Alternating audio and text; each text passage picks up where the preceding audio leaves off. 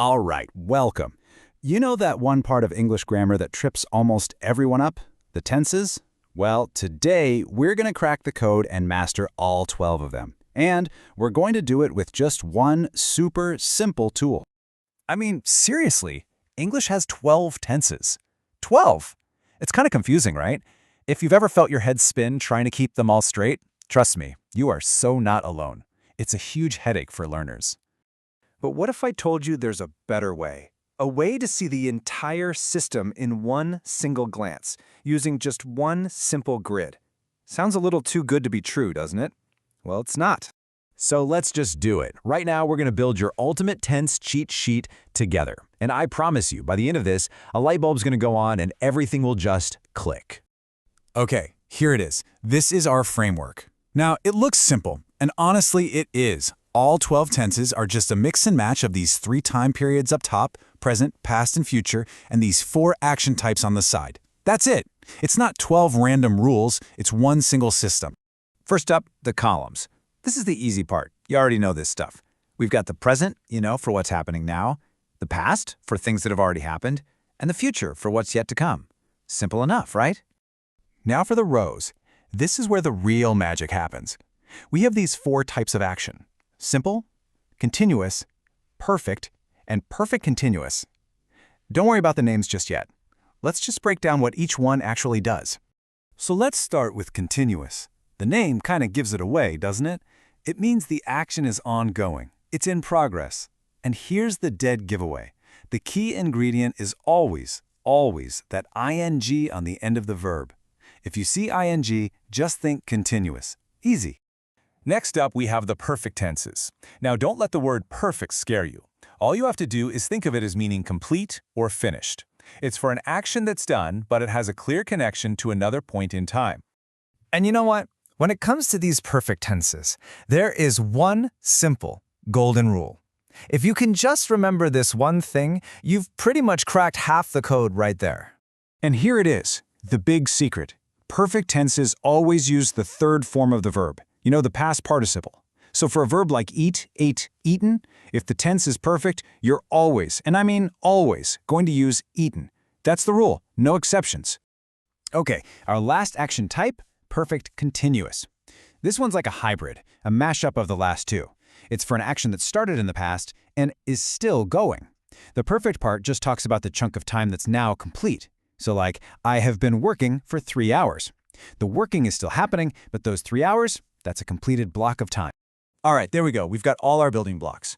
3 time periods, 4 action types. Now for the really fun part. Let's put it all together and actually fill out our grid. This is where you're going to see how beautifully this all fits together. First row up, the simple tenses. We use these for basic facts or habits, right? So in the present, it's just I eat.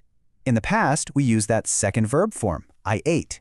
And for the future, so easy, we just stick will in front. I will eat. Simple, just like the name says.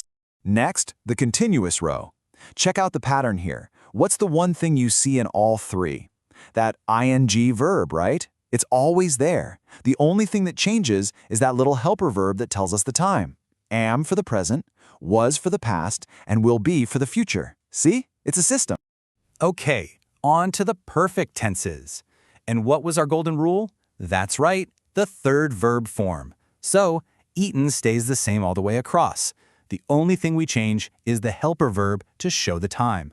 I have eaten, I had eaten, and I will have eaten. It's so logical when you see it laid out like this. All right, we are on the home stretch, the last row, perfect continuous. Now this one can look a little intimidating, but I promise it follows a super clear pattern too. It just has one extra little rule about how we talk about time.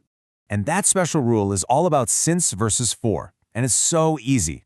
You use since when you're talking about a specific starting point, like since Monday or since 2010. And you use for when you're talking about a length of time, like for 10 months or for 2 years. That's it. Get that right and you've got this tense down. And here's what they look like in our grid. Again, look at that consistent structure. You've got have been, had been, or will have been, and then that ing verb. So, I have been eating, I had been eating, and I will have been eating. And just like that, we've covered every single tense. And there it is, the whole shebang. your completed cheat sheet, all 12 English tenses, right there on one screen. Just take a second and look at the patterns. Look how the columns and the rows all work together. It's actually a really elegant, logical system, isn't it? So let's just boil this whole thing down to one core idea. The big takeaway. All 12 tenses? They're just a combination of one of our 3 time periods and one of our 4 action types. That's the secret sauce. That's the whole thing. So here's my advice. Stop trying to memorize 12 different, confusing rules. It's a waste of your brain power. Instead, just focus on understanding this one simple system. Because once you get the logic of this grid, you get all the tenses. So I'm going to leave you with one final thought, just to really lock this in. Take a look at that perfect row on our grid. What's the one thing they all have in common? Remember that golden rule we talked about? Once you start seeing these patterns everywhere, you're not just memorizing, you're actually understanding. And that's when you've truly mastered it.